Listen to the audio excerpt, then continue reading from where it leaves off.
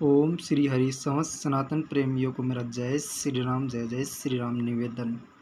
श्री रामचरित मानस का पठन करने वाले समस्त योग साधकों के मन में श्री रामचरित मानस के प्रति विभिन्न प्रकार की जिज्ञासाएं रहती हैं और विभिन्न प्रकार के सवाल उनके मन मस्तिष्क में रहते हैं।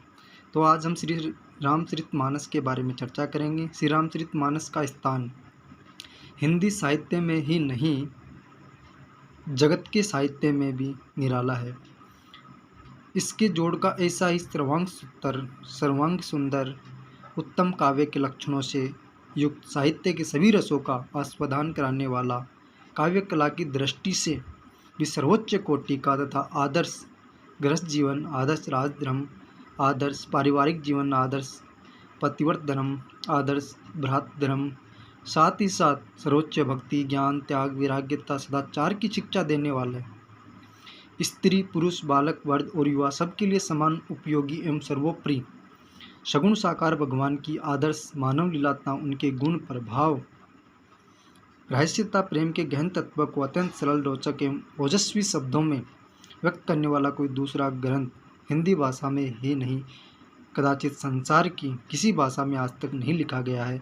यही कारण है कि जितने चाव से गरीब, अमीर, शिक्षित, अशिक्षित, गृहस्थ, सन्यासी, स्त्री, पुरुष, बालक, वृद्ध सभी श्रेणी के लोग इस ग्रंथ रत्न को पढ़ते हैं, उतने चाव से और किसी ग्रंथ को नहीं पढ़ते था। भक्ति, ज्ञान, नीति, सदाचार का जितना प्रचार जनता में इस ग्रंथ से हुआ है, उतना कदाचित और किसी ग्रंथ से नहीं हुआ है।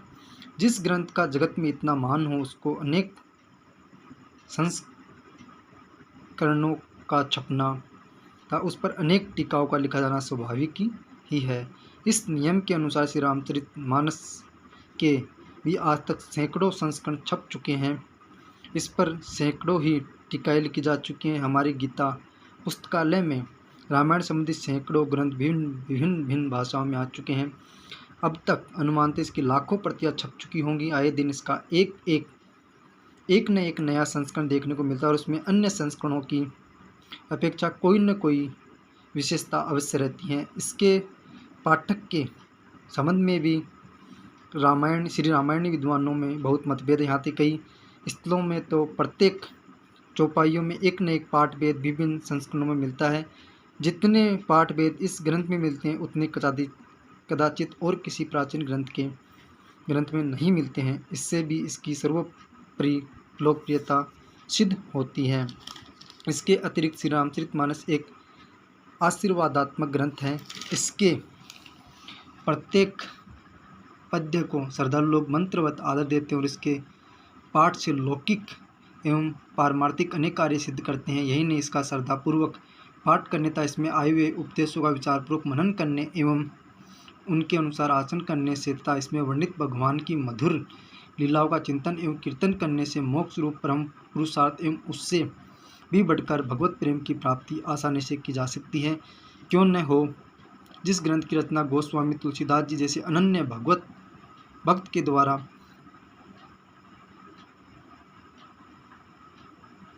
जिन्होंने भगवान श्री सीताराम जी की कृपा से उनकी दिव्य लीलाओं का प्रत्यक्ष अनुभव करके यथार्थ रूप में वर्णन किया, साक्षात भगवान गौरी शंकर जी की आज्ञा से हुई था, जिस पर उन्हीं भगवान ने सत्यम शिवम सुंदरम लिखकर अपने हाथ से सही की, उसका इस प्रकार का अलौकिक प्रभाव कोई आश्चर्य की बात नहीं है। ऐसी दशा में इस अलौकिक ग्रंथ का जितना भी प्रचार किया जाएगा, जितना अधिक पठन पाठन एवं मनन अनुशीलन होगा, उतना ही जगत का मंगल होगा। इसमें तनिक भी संदेह नहीं है। वर्तमान समय में तो जब सर्वत्र हाहाकार मचा हुआ, सारा संसार दुख एवं अशांति की भीषण आग में ज्वाला से जल रहा है, जगत के कोने कोने में मार काट मची हुई है और प्रतिदिन हजारों मनुष्य का संहार हो रहा है। करोड़ों अरबों की संपत्ति एक दूसरे के विनाश के लिए खर्च की जा रही है। विज्ञान की सारी शक्ति पृथ्वी को शमशान के रूप में परिणत करने में लगी हुई है। संसार के बड़े से बड़े मस्तिष्क संहार के नए नए साधनों को ढूंढ निकालने में व्यस्त है। जगत में सुख, शांति एवं प्रेम का प्रसार करने तथा भगवत कृपा का जीवन में अनुभव करने के लिए श्री रामचरित मानस का पाठ एवं अनुशीलन परम आवश्यक है। इसी दृष्टि से गीता की भांति मानस के भी कई छोटे छोटे यथासाध्य, शुद्ध, प्रामाणिक, सत्य, सचित्र एवं सटीक संस्करण निकालने का आयोजन गीता प्रेस के द्वारा किया गया। इस संस्करण में दोहे चौपाइयों का अर्थ वही है जो मानचांक में था। पाठ एवं अर्थ की भूलों के लिए हम अपने विज्ञ पाठक महानुभावों से क्षमा प्रार्थना करते हैं और भगवान की वस्तु नम्रता भाव से भगवान की सेवा में अर्पण करते हैं।